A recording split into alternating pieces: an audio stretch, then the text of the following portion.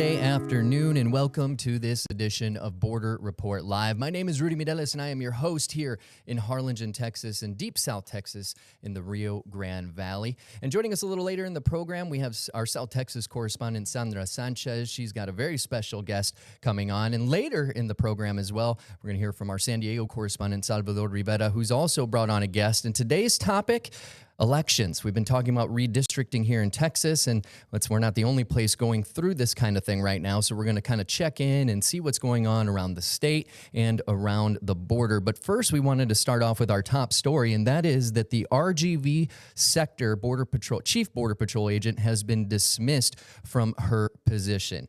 Now, in a Friday night surprise, Gloria Chavez, a 30-year veteran of the U.S. Border Patrol and the highest-ranking female agent in the agency, was fired, and there is now word on what led to her dismissal. Now, there are reports Chavez was escorted from the Edinburgh, Texas headquarters of the RGV sector less than 3 years after she took command.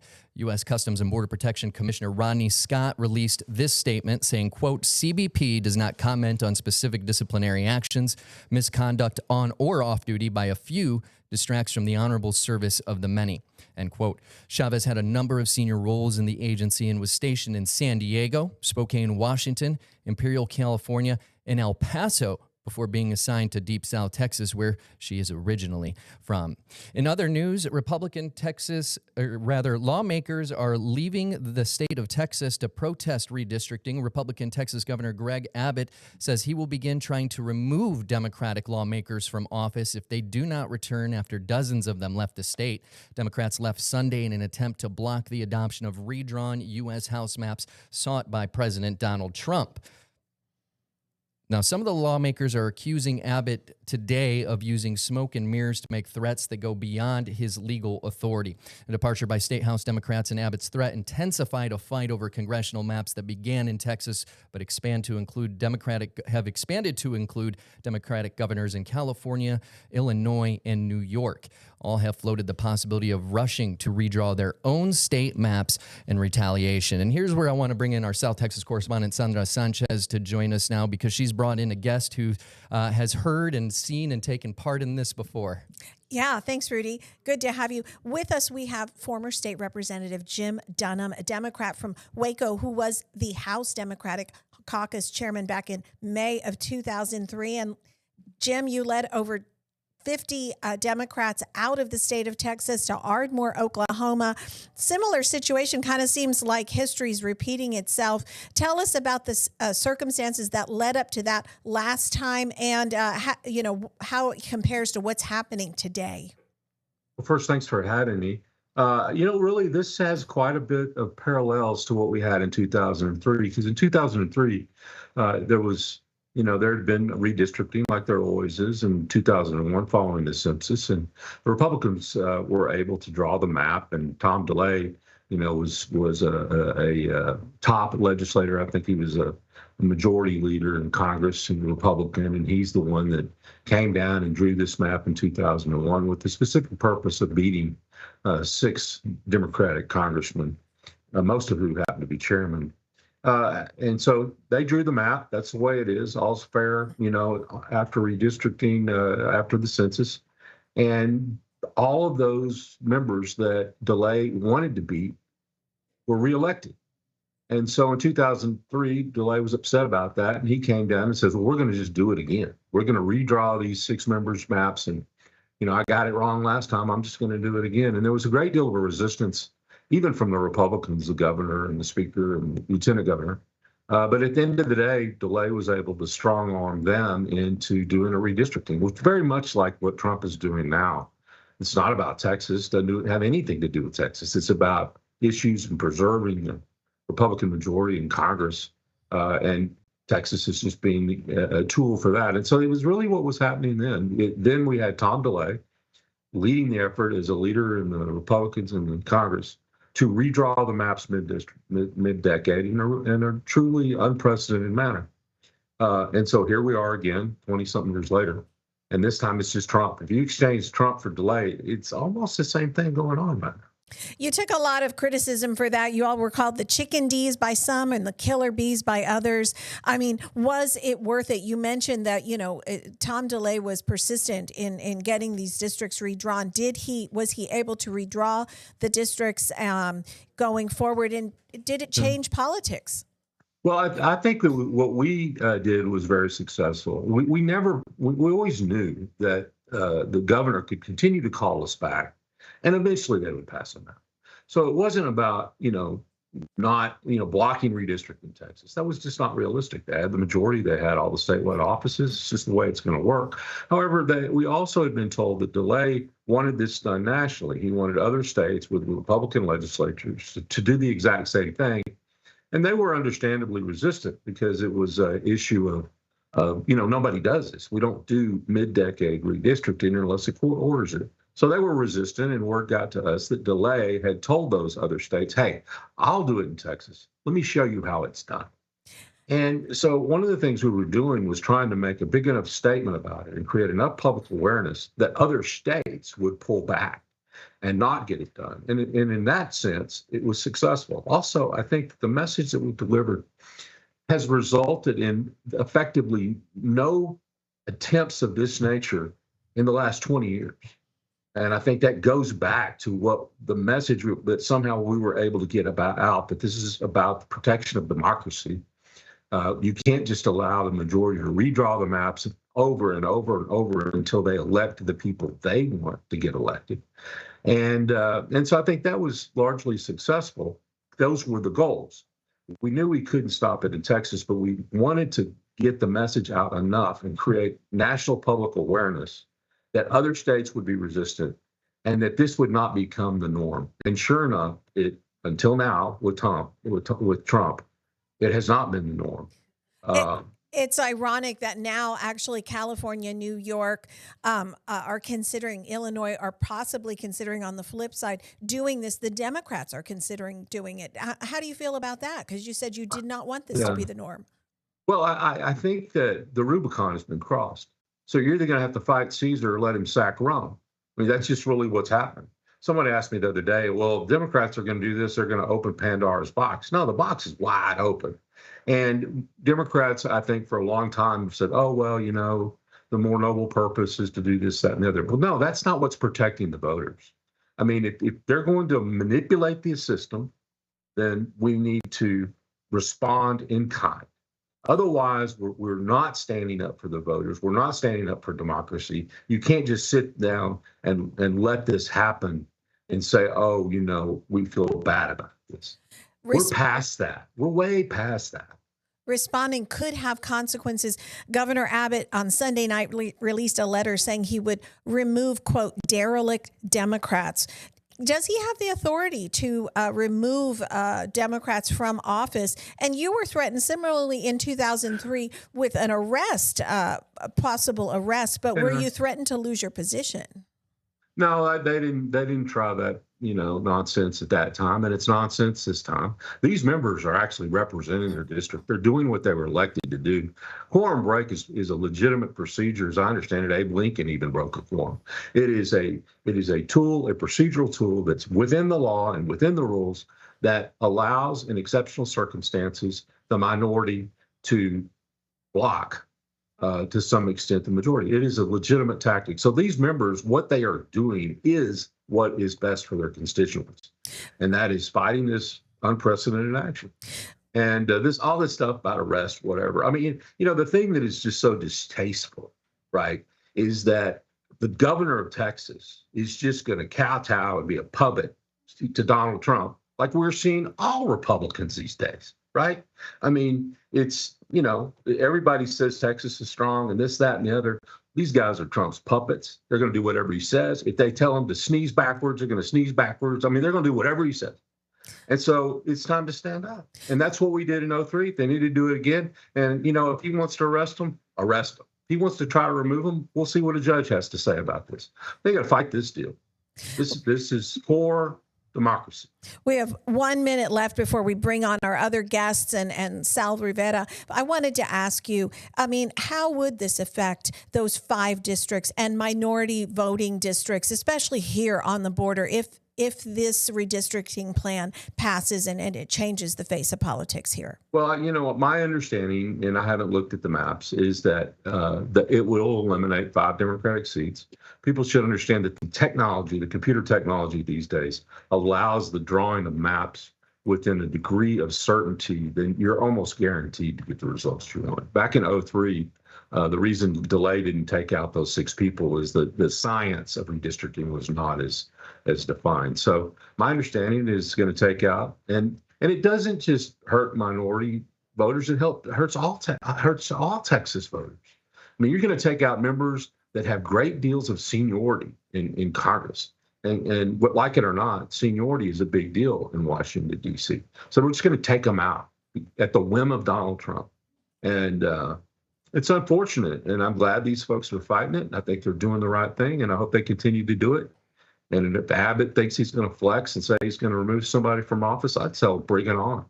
All right. Well, thank you so much, Mr. Dunham. That's former State Representative Jim Dunham from Waco joining us today to talk about redistricting efforts now compared to back in 2003. Thanks for joining us, sir. Stay with us here on Border Report Live. Salvador Rivera coming up next to continue the conversation. We're back in a minute.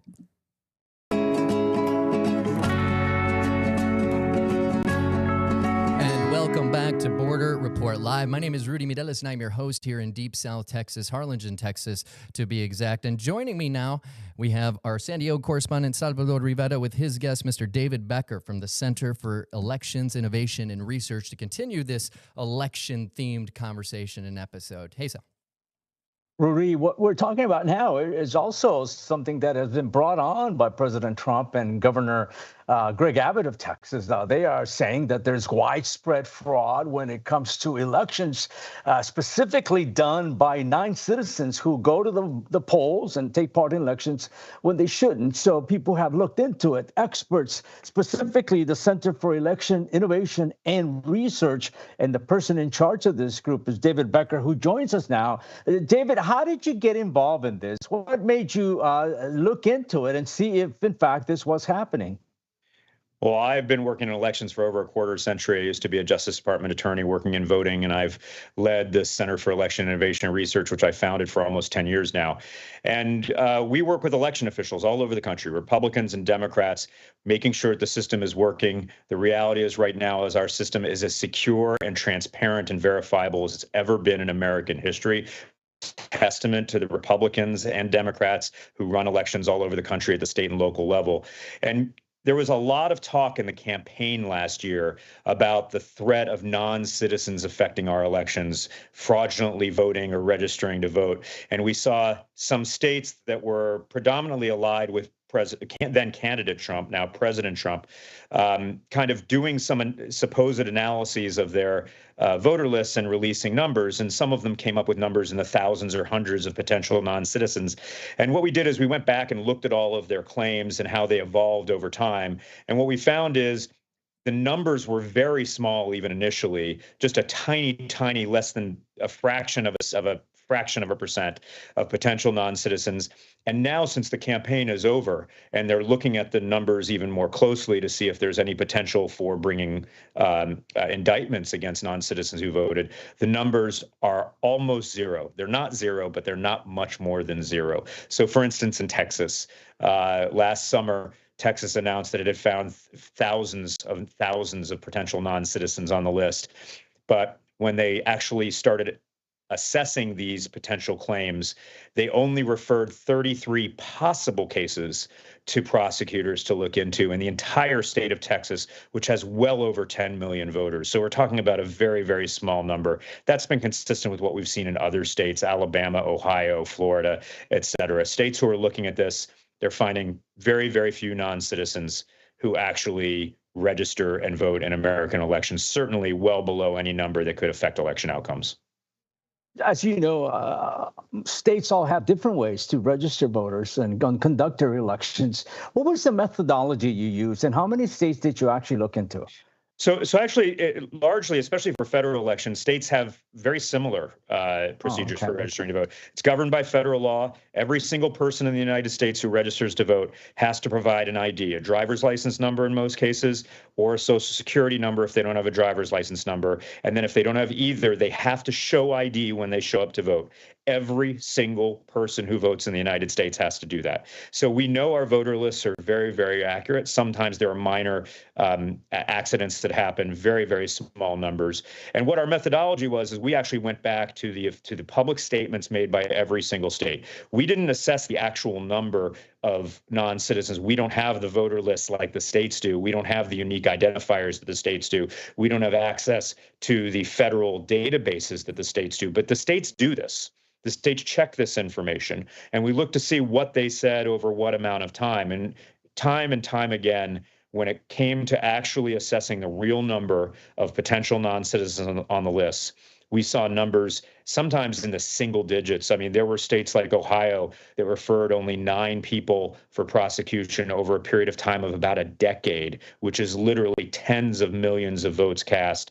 Georgia found around that number over about 12 years. Very, very small numbers overall of non-citizens who are voting. And you can understand why. I mean, people who are here either legally documented on a work visa or a study visa, or if they're undocumented, they're very unlikely to paint a target on their chest to potentially get indicted and prosecuted, to go to jail, and to definitely get deported if they're caught doing this, all for the possibility of casting one more ballot in an election in which about 160 million ballots are going to be cast.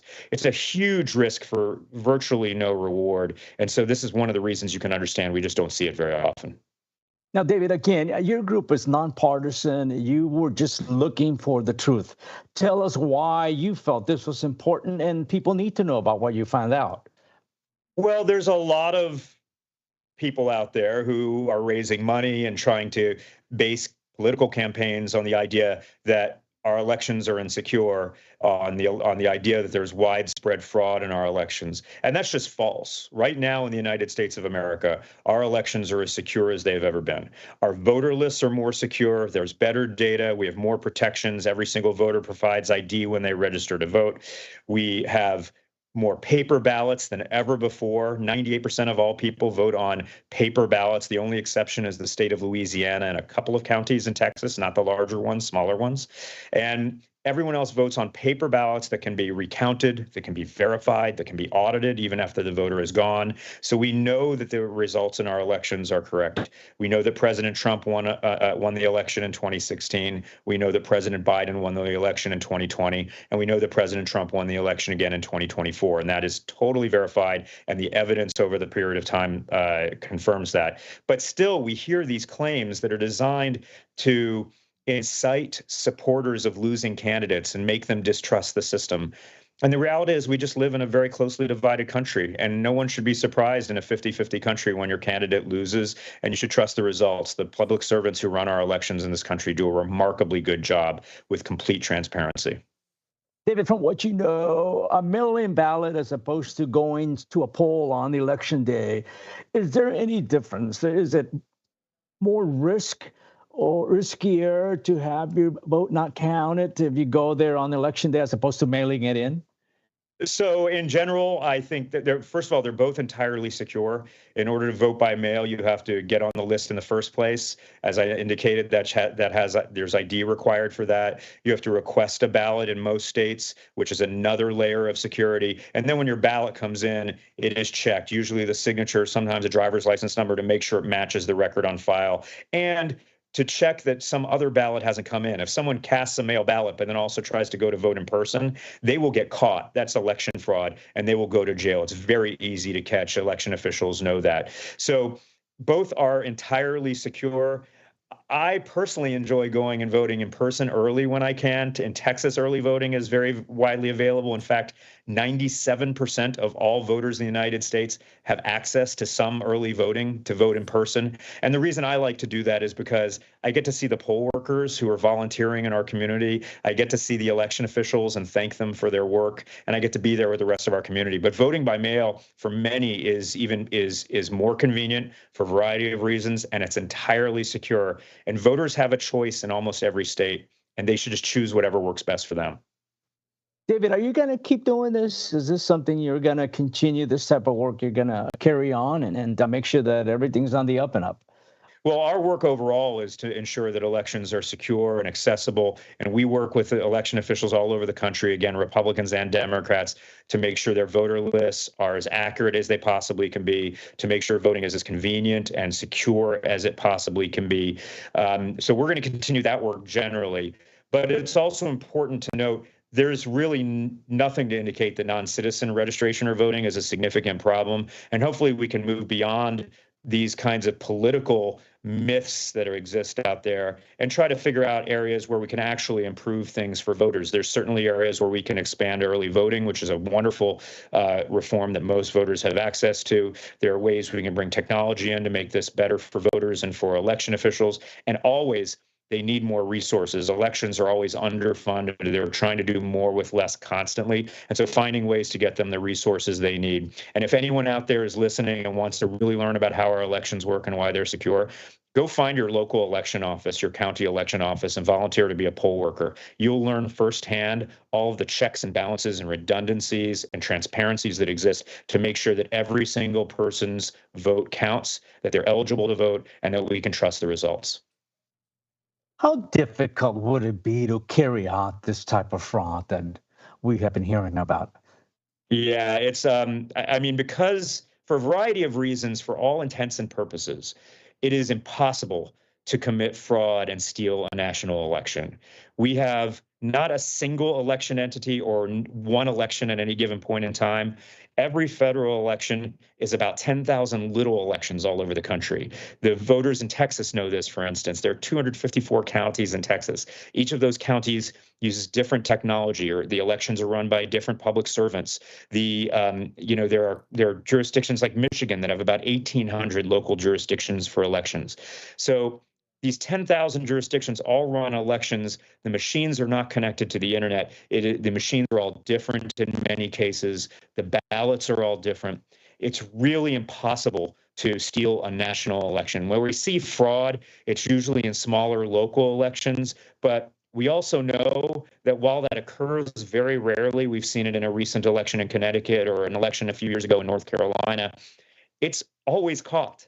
It's always detectable. We have things in place that make it very easy to detect this kind of fraud, and election officials do a remarkably good job. So voters should not be worried about voter fraud at all. And those who are thinking about committing voter fraud, get ready to spend some time in jail, because you're going to get caught and you're going to spend some time in jail. All right. Well, thank you so much for your time today, Mr. Becker. Very informative, especially the data you presented us with on the actual amounts of voter fraud. It's a very enlightening conversation that you provided for us today. We really appreciate you being here. That's Mr. David Becker, Executive Director of the Center for Elections Innovation and Research. Stay with us, because Border Report Live is back in 1 minute.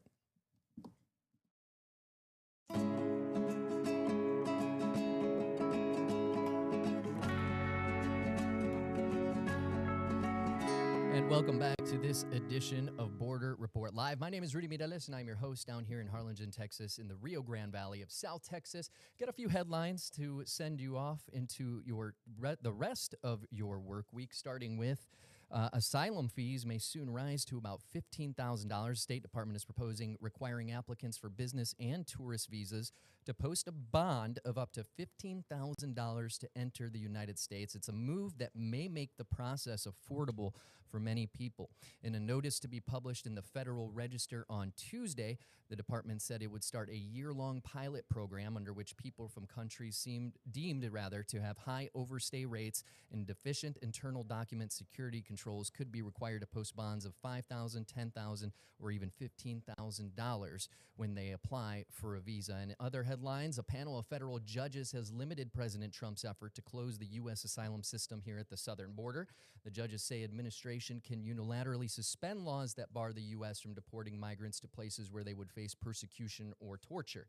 The ruling centers on a proclamation issued by Mr. Trump just hours after he returned to the White House in January, ordering the closure of the asylum system. U.S. border officials have used the order to expel those entering the country illegally without allowing them to request asylum. The president issued that order on the grounds that the country is facing a, quote, invasion of migrants. And before we go, we do want to remind you about one thing. Our partners at Political Power Ranker, that's a weekly show tracking the movers, shakers, and rule makers in American politics. Nexstar's Director of Political Content, Chris Berg, and Director of Emerson College Polling, Spencer Kimball, break down who's up and who's down in the world of politics based on data. The latest episode focuses on the North Carolina Senate race with a preview of 2028 in the Tar Heel State with Raleigh's very own Russ Bowen joining Chris and Spencer. So make sure to check it out. You can find more on Political Power Ranker at abc27.com or your local Nexstar station's website. And you can find more on Sandra Salvador or El Paso correspondent Julian Resendez's reporting at borderreport.com. And that's where you can also find every single episode of Border Report Live. Until tomorrow, my name is Rudy Mireles. Thank you so much for joining us. Have a good day.